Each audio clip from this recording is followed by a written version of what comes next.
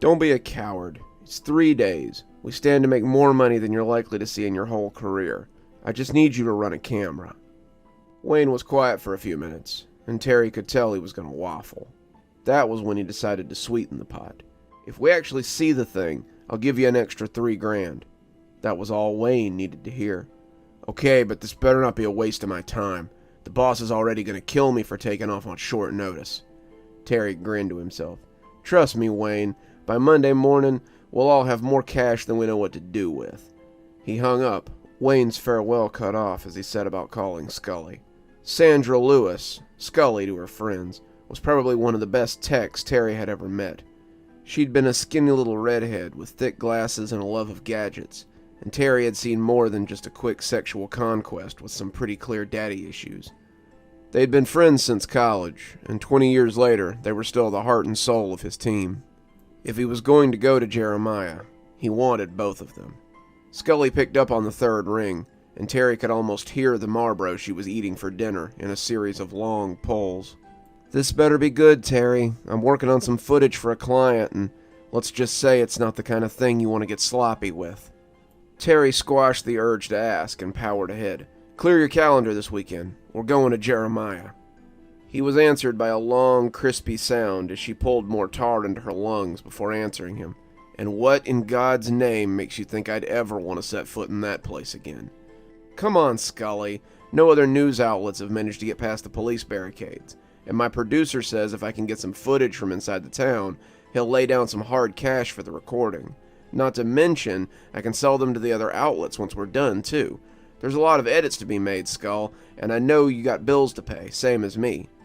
You ever stop to ask yourself why the cops won't let anyone into town? Who knows? I assume they just want to cover up their incompetence. They haven't managed to find anything, and they're afraid of being embarrassed. If the police for 3 counties and the state boys can't find 6 missing kids, what makes you think we can?" "Well, 3 missing," Terry said, swallowing hard as he thought about the reports his editor had handed him. "The boys were, well, let's just say they aren't missing anymore. The morgue has a pretty good idea of where they're at." "Jesus, Terry, and you want us to walk into that? What the hell makes you think I would go in there with you?" "I'm hoping the same deal that got Wayne to go in there. $3,000 for the weekend, $3,000 if we get footage of something that helps us figure out what happened to those girls." There was a pause, and a small curse as Scully hastily put out her cigarette. $6,000? I'm guessing you're going to need my equipment too, so you better go ahead and make it 8. $8,000? Terry balked, seeing his overhead dwindling. The station had promised to compensate him big, but 6 to Wayne and 8 to Scully was pretty big on its own. Terry would be left with the bones and the gristle at this rate, but some of those bones might have marrow in them. Marrow that Terry could turn into something for his joke of a career. Consider the other 2 a rental fee, and God help you if any of my shit gets broken. Some of this equipment ain't cheap, and it sounds like you're going to be hauling it through the woods to get there. Fine, Terry said, you can have 8, but 3 of that hinges on your ability to get me some solid evidence of what's taken these kids. With our luck, it's just a pissed-off bear down in the mine shafts trying to mind its own business. Let's hope so, Terry said. I don't recall us getting chased off 20 years ago by a bear, though.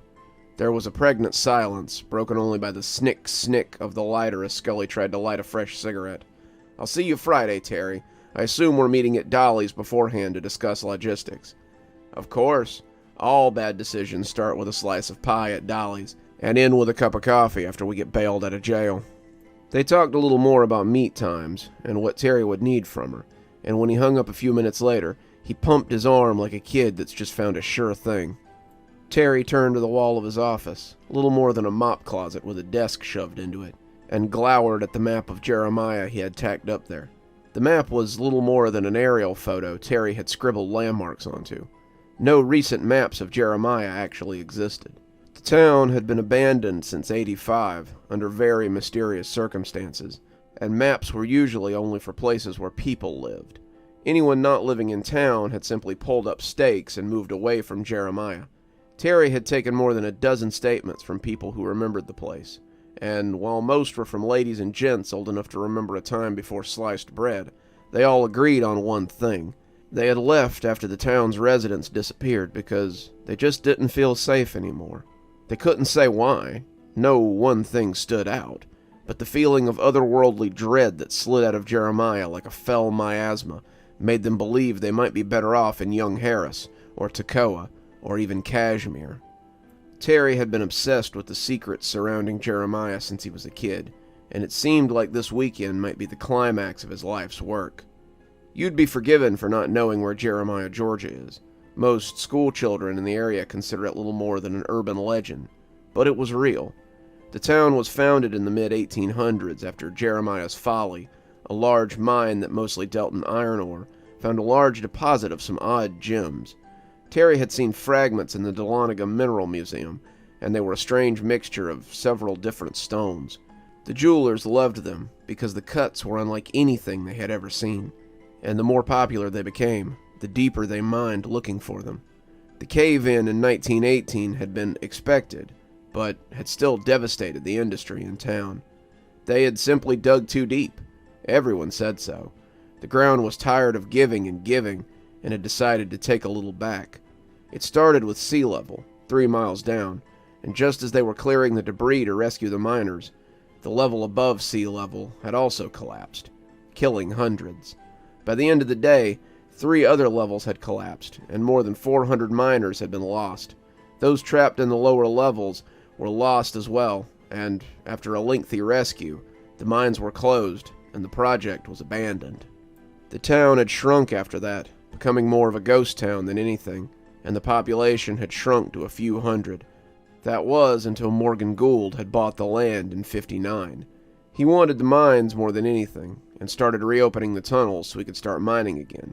Terry had never spoken to any of the miners in the early days. Most of the ones who had survived the collapse in 1918 had been old back then, but he had spoken to a few of the miners from the '59 project. They talked about throwing up supports and cleaning out the tunnels as they unearthed the lower levels. They said the whole place was spooky. There were weird noises that never seemed to have a source, strange lights that led off to nowhere, and several counts of missing miners that were never counted for. The mine bosses always talked about men who disappeared in the middle of the night, but the men he'd spoken with had said that many of those men had good work ethics and wouldn't have just gone off in the middle of the night. One of them, Marcus Wedge, had talked about clearing the debris from D-level and hearing something like insects as he dug. It was the sound them cicadas make, that high-pitched ree sound. I looked around, wondering how any bug could make it this deep, but I saw nothing but flickering lights and electric lamps. This wasn't like modern days, neither. Those lights were dodgy, and if they went out, you were in a world of trouble. Gould had been working on a lift system, too, doing away with the track system that had been in place. And I remember one time that lift went out and had 3 of us hung up between C and D level. Kyle Jernigan was complaining about quotas and getting hollered at, so I got on my belly to see if I could see into D level. We were right around the ceiling, and I could see something in the winking lights. It was moving along that ceiling, its body like tar, and as it rounded the corner, it turned its head to look at me and smiled. It had a mouth full of perfect teeth, and as I stood there, the car shook and started moving again. I worked them mines for another year until I got stuck down there in a blackout and nearly had a nervous breakdown. It was me and Tommy and Rolf down there, clearing a tunnel to get to E level. Suddenly, all the lights went out, and we were left in total darkness. As I stood there, waiting for them to come back on, I could feel something moving around.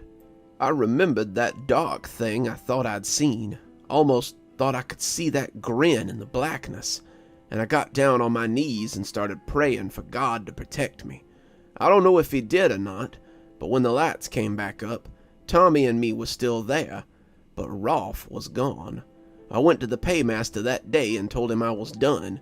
He handed me my check and told me he'd see me in a couple of weeks. I went to Clayton and got work at the gas station there, and never saw the mine again. When I heard about what happened to the town 20 years later, it didn't really surprise me none.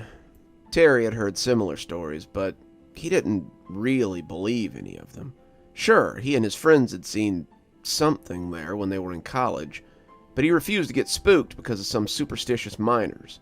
They would go in there and get some footage of something and get paid accordingly. Terry grabbed his coat and headed for the door. He needed to get his ducks in a row before he met with Wayne and Scully. He needed gas in the van to get the parts for the equipment, charge up the portable batteries. He stepped out into the hallway and almost rolled right over Dale, who'd been standing down by the break room. "Where's the fire, Spooky?" he asked, and Terry paused to mumble a quick apology. "You got a little kid's costume contest to cover?" Terry narrowed his eyes and bit his lip before he let it get the better of him. He hated Dale, but he was technically higher than him in the station's food chain. Dale Corsi was the field reporter for the 6 to 6 night shift, the same shift that Terry reported on, but he was tasked with more pressing stories. They sent Dale and his perfectly coiffed brown hair if they had a forest fire to cover or a standoff at the bank. If there was a report of a Bigfoot sighting or a strange plane, then they sent Terry out because they knew he loved that sort of coverage. This had given Terry a little bit of a reputation for covering oddities, and his co-workers used it as an excuse to hassle him. Dale was one of the worst offenders, but Terry didn't have time for him today. "I'm busy, Dale, so if you don't mind." "Oh no, an emergency call? What, did someone see a Wendigo at the Five Guys? Witches eating kids in the park again?" Terry started to bristle, but pushed it down. By the end of the weekend, he'd wiped the smile off of Dale's face for good. "Not at liberty to say, Dale. I'm kind of in a crunch, though, so I gotta go." The sound of derisive laughter followed him as Terry went to the parking lot to get his van. He had a lot to do before tomorrow. He could see Wayne and Scully waiting in the back booth of Dolly's when he arrived the next day. It was mid-morning, and the place was dead except for a few oldsters in trucker caps drinking coffee. His friends stuck out like a sore thumb in their heavy coats and dark expressions. The waitress kept looking at Scully darkly, and Terry could already see the curl of smoke rising from her cigarette. If Scully was awake, she was smoking, and even Miss Grace couldn't dissuade her from it. The bell rang as Terry came in, and Miss Grace smiled as she came over to give him a hug. "Terry Flowers, as I live and breathe. I'd hoped you'd be joining your surly friends. The usual?" "Yes, ma'am," Terry said, already tasting the hash browns as they softened under the warm blanket of gravy. He added coffee and orange juice to his order, and went to join his friends. Scully looked up as Terry approached, and Wayne lifted his coffee cup to blow the steam off before sipping. Terry took a seat across from them. He had them on the line. Now it was time to reel them in. "So, any questions before we get started?" "Did you bring the money?" Wayne asked, and Scully tapped her cigarette on the dish as she raised an eyebrow at him. Terry rolled his eyes and reached in as he pulled out 2 envelopes, tossing them on the table. "Half now and half Sunday." They took their envelopes and tucked them away, turning to listen to Terry as he spread out a copy of the map he had made. It was smaller than the one in his office, about the size of a placemat, and Terry had all the appropriate landmarks clearly labeled. Their starting point seemed to be an access road about 2 miles out, and Terry tapped it on the map. "We'll come in here and hike into town." Once inside, he moved his finger to the outskirts where an X labeled Fill-N-Go stood. "We'll set up here and start our investigation. It's close to the Gould Mining Company, and it'll give us a spot to investigate the rest of the town from, too. We'll ideally spend 2 to 3 nights there, leaving Sunday so we can go over to the data Monday morning." "What exactly is the story here, Terry?" Wayne asked. "Information about the missing teens.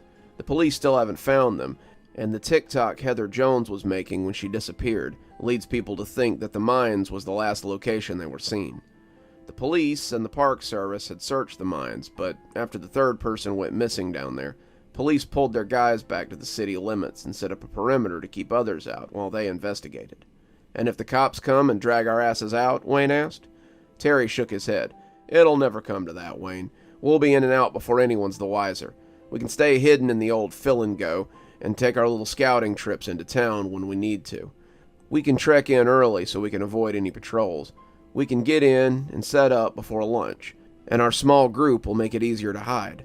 We set out tomorrow at dawn. I'd suggest you stay at my place tonight so we can leave before first light tomorrow. Questions?" Scully shook her head, but Wayne seemed intent on talking himself out of this. "Does this have anything to do with what happened when we were in college?"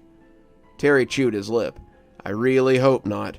Jeremiah's a place where people go missing sometimes, where a whole town went missing once. And it sounds a lot like the kids that went missing 20 years ago when we first went to investigate. I'm not willing to rule it out, but I really hope not. Thinking about whatever had stalked them and chased them out of Jeremiah that day, the streetlights flickering as they ran for their lives, filled Terry with dread. He understood Wayne's hesitation. Jeremiah was the last place he wanted to find himself, but there was something there, and Terry had to know. At his core, Terry was just a nosy kid looking for secrets to tell his friends. It was what had brought him into journalism. It was what kept him in the game. I'm leaving in the morning, with or without you guys. If you're coming, I'll gladly take you. If not, then I guess I'll do it on my own. Either way, I'm going back to Jeremiah. The two of them stared at him for a second before Scully snorted and tossed the crust of her toast at him. You're so dramatic, Terry. Of course we'll go with you. You've already paid us, you moron. Plus, Wayne added, if you head in there and don't come back, we'll never forgive ourselves. Terry smiled, glad he had brought them in. If there were two people that he could believe in, it was these two. They'd follow him to hell and back, or possibly preparing to do just that, and if he had to go into Jeremiah, these were the two he trusted the most. He put his hand on the table, something the three of them had done when they were younger, and he was unsurprised to see them stack theirs on top of his. Let's figure out exactly what we'll need and get a good night's sleep tonight. Tomorrow, we're heading back to Jeremiah.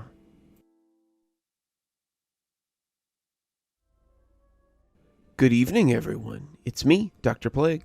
Thank you so much for joining me for tonight's story. Well, this is part 1 of 3 of Don't Go to Jeremiah, Georgia, which is something I've been working on for a little bit, and I figured would be a great way to close out the spooky season.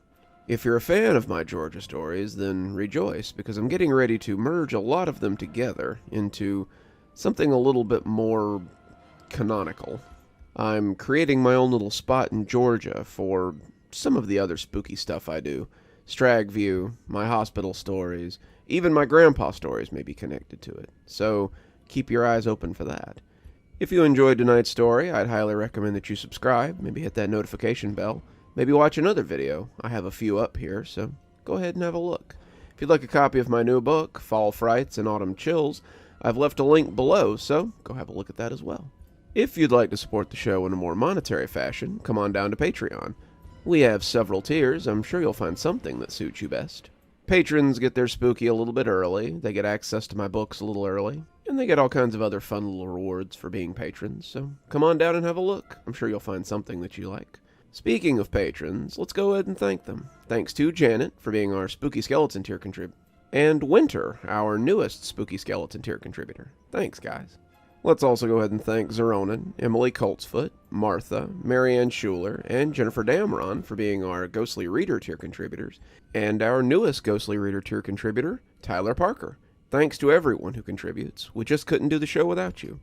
If you'd like to support the show, there's a link to Patreon below. Come on down and have a look. And as always, Dr. Plague, signing off. Have a wonderful evening.